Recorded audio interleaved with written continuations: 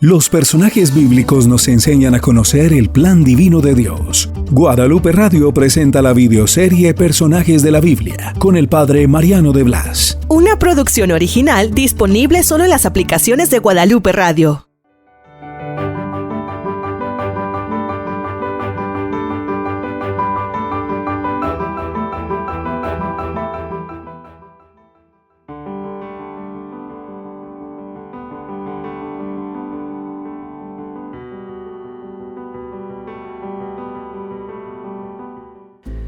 Cuando el Mesías bajaba por el monte de los Olivos, lo vi llorar, y llorar a lágrima viva. Me quedé impresionada, porque yo soy Jerusalén, mirando la muralla, mirando el templo. En vez de alegrarse como se alegraron sus discípulos, él se puso a llorar y dijo una frase que me dejó temblorosa: no quedará de ti piedra sobre piedra, porque no conociste el tiempo de tu venida. Y luego añadió una comparación como muy tierna. Dice: he querido cobijar a tus hijos, como la gallina cobija a los pollitos bajo las alas, pero no has querido. Pues sí, todas mis piedras, las de la muralla, las del templo, las de las otras casas, se pusieron a temblar como si fuera un terremoto espiritual. Yo maté a los profetas, yo maté al precursor del Mesías, y yo crucifiqué al Mesías, dándole una muerte de un maldito de Dios y de un esclavo. De esa manera yo fui infiel a mi Dios, y por eso el castigo llegó irremediablemente. De mí no quedó piedra sobre piedra como él había profetizado. Y mis hijos murieron entre los escombros. Tuve un hijo que vendió al Mesías por 30 monedas. Y hoy día, ¿qué queda de mí? Un pequeño muro, llamado así el Muro de los Lamentos, donde muchos judíos van a llorar. Querido hermano, tú también has hecho llorar a Dios. Pero si esas lágrimas sirven para que te arrepientas, son lágrimas benditas. Pero si no te arrepientes, te pasará lo que me pasó a mí, que tus ciudades, tus familias, quedarán como yo. No quedará piedra sobre piedra. Tú sabes lo triste que es eso. Y yo me arrepiento, pero ya es demasiado tarde. Ya ni llorar es bueno, porque tenía que haber escuchado al Mesías, escuchado a Juan Bautista, a los profetas, que me hablaban de conversión, y yo no quise oír. Yo quise seguir mis caminos torcidos, mis caminos contrarios a la voluntad de Dios, y ese es el resultado. Si yo me comparo con otras ciudades, por ejemplo, aquella ciudad de la cual el profeta Jonás dijo: en 40 días esta ciudad será destruida. Y los ninivitas hicieron caso a Jonás, y Dios no destruyó la ciudad. En cambio, aquí se trataba del mismo Hijo de Dios, del Mesías, que me decía: conviértete. No hice caso. Y por eso del templo no queda más que un muro de lamentaciones. Y por eso estoy aquí, triste, abandonada, como lugar de chacales y de aves de rapiña. También Dios ha llorado por ti y sigue llorando. Piénsalo bien. Si haces caso o no haces caso a Dios, eres libre, pero esa libertad te puede llevar a la salvación o te puede llevar a la destrucción, y entonces no quedará de ti piedra sobre piedra.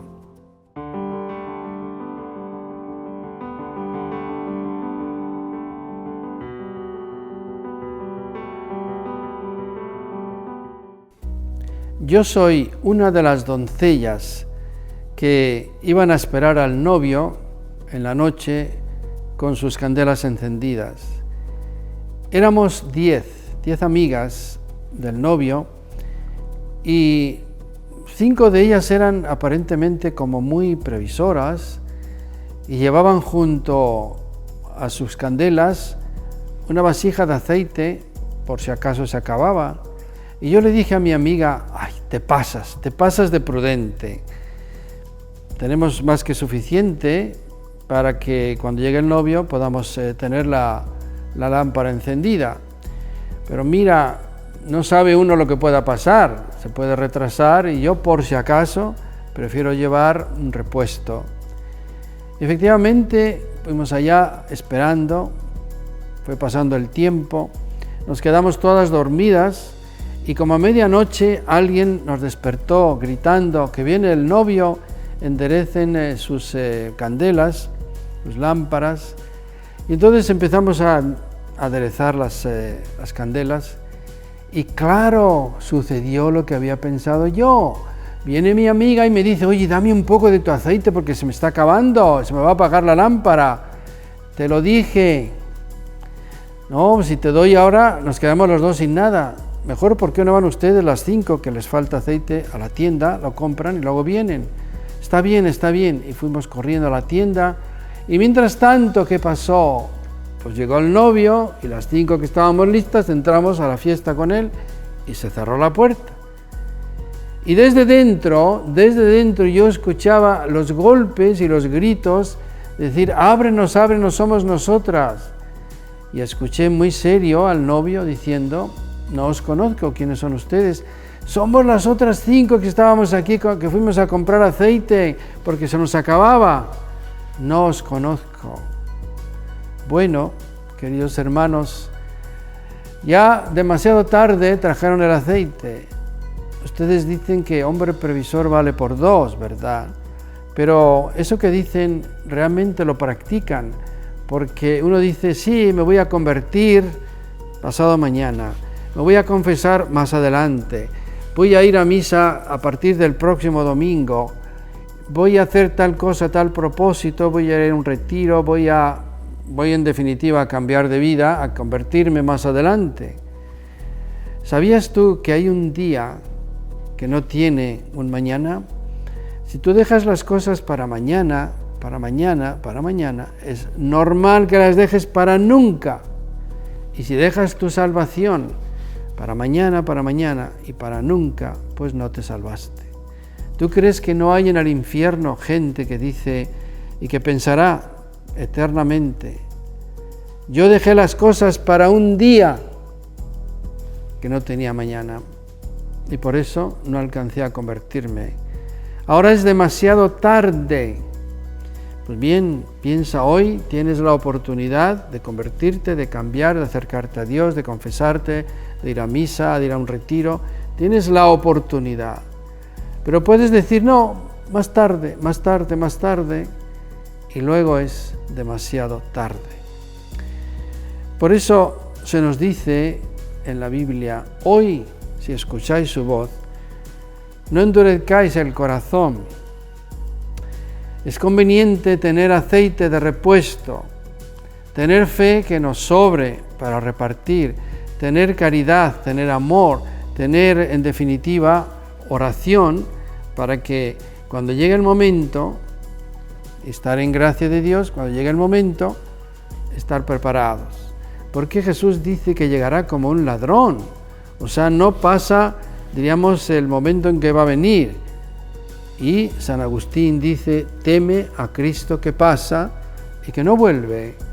Puede volver a pasar, pero no tiene obligación de volver a pasar. Y por eso conviene siempre estar preparado, porque entonces a la hora que llegue, pues nos encontraremos con Él.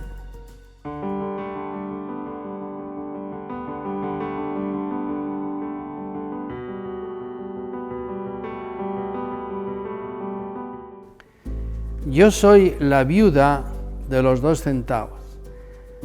Yo era una persona totalmente desconocida.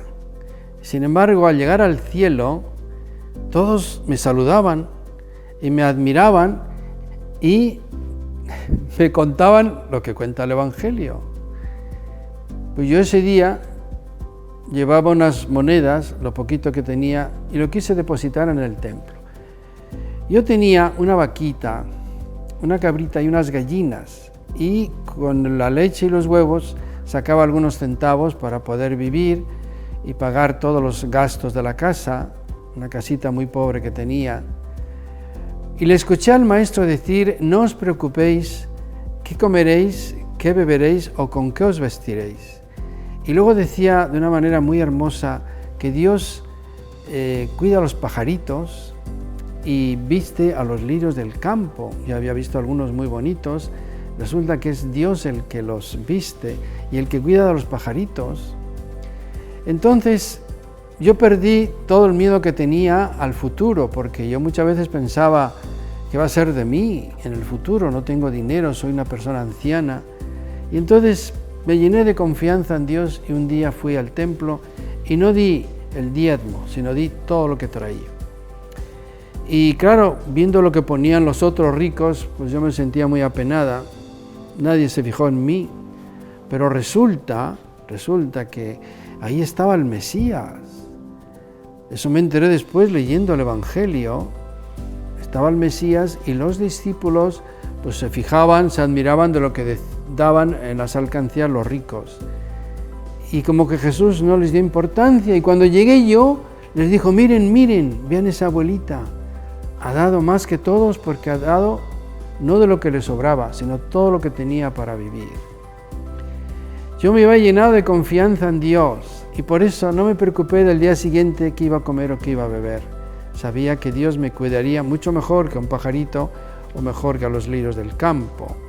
Y efectivamente, porque lo normal es, si doy todo lo que tengo para vivir, que yo me hubiera muerto al día siguiente de hambre y hubiera terminado pues ahí en la cuneta de la carretera y me hubieran recogido para enterrarme. Sin embargo, nunca me faltó la comida, nunca me faltó la bebida, porque la confianza en Dios es admirable. Y yo les invito, queridos hermanos, a que ustedes quiten los miedos que tienen al futuro, de qué van a comer, qué van a beber o con qué se van a vestir o con qué van a pagar sus deudas. La confianza en Dios es la llave de los tesoros de Dios, y esos tesoros son infinitos. ¿Qué le cuesta a un Dios que ha creado el mundo dar de comer a sus hijos? Si da de comer a los pajaritos, no va a dar de comer a sus hijos, los va a dejar morir de hambre. O pensamos que es un Dios raro que tiene como hobby pues cuidar de pajaritos, cuidar unas plantas y dejar morir de hambre a sus hijos. Pensamos que ese es Dios. Definitivamente no. Y él, en su narración, en sus discursos, contaba este ejemplo. Dice: si tú, que eres un padre no bueno o una madre no buena, si un hijo te pide un pez, le das un escorpión. Si te pide un pan, le das una piedra. Pues de ninguna manera. Yo no daba a mis nietecitos escorpiones y piedras, les daba pues algo de lo que tenía de la comida, pedacitos de pan, a veces un poco de queso, un poco de leche. ¿Por qué? Porque los quería.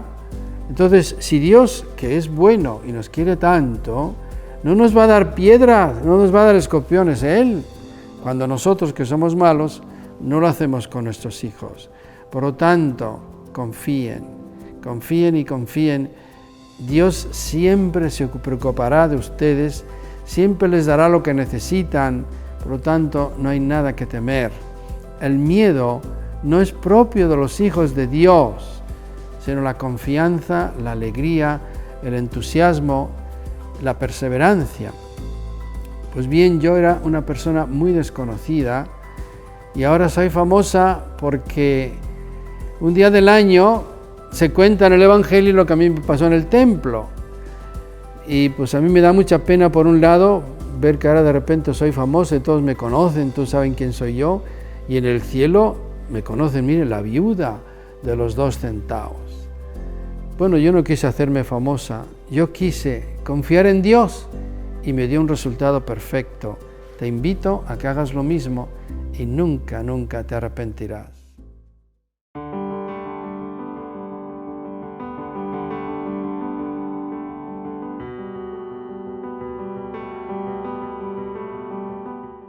yo soy Tomás el apóstol. Me llamaban el Dídimo, o sea, el gemelo, porque tenía una hermana gemela. Si hubiera sido hombre, probablemente Jesús lo hubiera invitado también, como invitó a las otras 3 parejas de hermanos para ser sus apóstoles. Si se acuerdan, cuando Lázaro se enfermó, pues Jesús dio a entender que quería ir a Jerusalén a curarlo. Y todos los discípulos se asustaron y le dijeron, no, si te han querido matar y vas allá otra vez. Y yo le dije, Señor, pues vamos allá todos y morimos contigo. Y en la última cena, pues yo le dije, Señor, no sabemos dónde vas, ¿cómo vamos a saber el camino? Y él me respondió, yo soy el camino, la verdad y la vida. Ocurrió algo triste en mi vida. Cuando Jesús murió, a mí me golpeó eso totalmente. Y me retiré del grupo y me desanimé, dejé que mis pensamientos se volvieran negros, tristes. Y realmente lo pasé muy mal, porque yo dije, ¿ahora qué? Ya murió, lo han enterrado, pues ya no hay remedio, ya no hay solución. ¿Y qué va a ser de mi vida? Pues voy a volver a las andadas, a hacer lo que hacía antes, tristemente. Qué pena. Un hombre tan bueno, con tantos milagros, tanto poder, echaba demonios, curaba a los enfermos, era amigo de los niños. ¡Ay, qué hombre tan maravilloso! Y yo me sentía muy orgulloso de ser su apóstol. Pero todo terminó en desgracia. Y por eso un día, andaba yo por ahí rumiando mis pensamientos tristes, se me acercaron varios de los amigos diciendo, Tomás, ¿qué? Que hemos visto al Señor. ¿A qué Señor? ¿Cómo que a qué Señor? A Jesús. Sí, yo lo vi cuando murió en la cruz y sé que está enterrado. No, no está enterrado, ha resucitado. ¿Qué? Repitan que ha resucitado. Claro, fíjate que se nos apareció. Tampoco nosotros creíamos ver un fantasma, pero nos enseñó las señales de los clavos de las manos y los pies y del costado, la lanzada. ¿Ah, sí? Pues si yo no meto mi mano en el agujero de la lanzada y mis dedos en los agujeros de los clavos, no creeré. Y lo dije de una forma fuerte, enojado, tanto así que los otros dijeron, pero Tomás, ¿qué te ha pasado? Además, ¿por qué te retiraste del grupo? Hubieras tenido una aparición como nosotros. Bueno, ya medio a regañadientes me fui con ellos. Pero fíjense, en las comidas se armaban unas discusiones. Donde estaba yo, seguía diciendo, yo necesito ver para creer. Y no me vengan con cuentos. Pero es que a Pedro lo ha visto. Sí, Pedro, míralos, canta un gallo y se pone a llorar. Y los de Maús, bueno, los de Maús, ya se iban y ahora resulta que para animarse dicen que lo vieron y que desapareció. Pero nosotros también lo vimos. Aquí, ¿y por dónde entró? Pues no sabemos. Estaba todo cerrado y de repente apareció entre nosotros, nos dijo, la paz sea con vosotros. Y pasaron 8 días larguísimos, no sucedía nada. Y yo diciendo, ven, se han dejado embaucar. Incluso alguno ya andaba dudando de si lo había visto. Y a los 8 días exactos, una luz tremenda y aparece un personaje. Y nos saluda así, Shalom, la paz sea con vosotros. Y nos fue mirando a todos. Y cuando llegó a mí, se detuvo su mirada y me dijo, Tomás, trae aquí tu dedo y métalo en los agujeros de los clavos y tu mano en mi costado y no seas incrédulo, sino creyente. Bueno, entonces caí de rodillas, llorando, y le dije, Señor mío y Dios mío. No quise decirle más excusas de que es que mira, no. Señor mío y Dios mío. Un acto de fe sí, hermoso, pero demasiado tarde.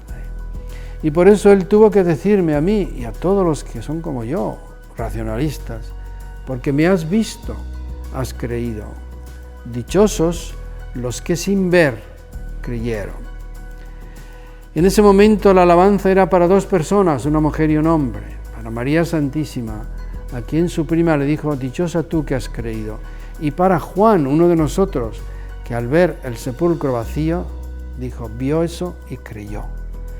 Y esa bienaventuranza es para todos los que siguen creyendo sin ver, los que creen en la Eucaristía, en la confesión, en el cielo, en la Santísima Virgen. Dichosos los que sin ver siguen creyendo.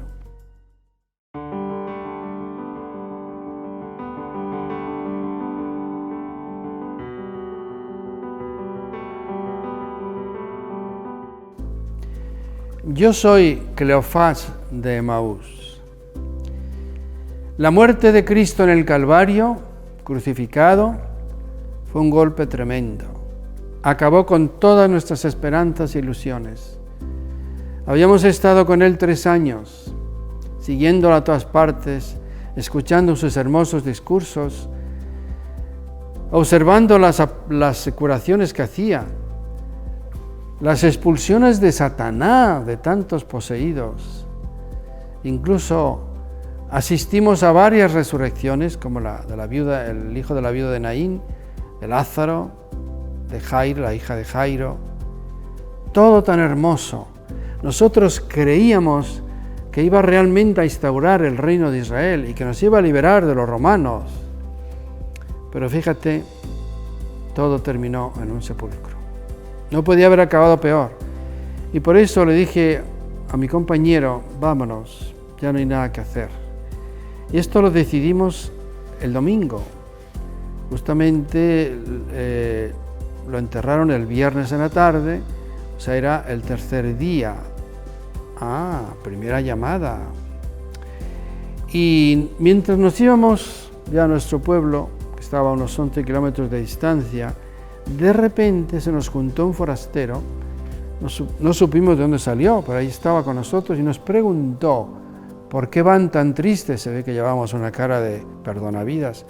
¿Por qué están tan tristes? Y le dijimos, ¿es que no sabes lo que ha pasado estos días en Jerusalén? Y nos puso cara de sorpresa, ¿qué ha pasado? Y le contamos eso, lo de Jesús de Nazaret, un profeta grande en obras y palabras. Cómo nuestros jefes religiosos lo condenaron a muerte y lo crucificaron.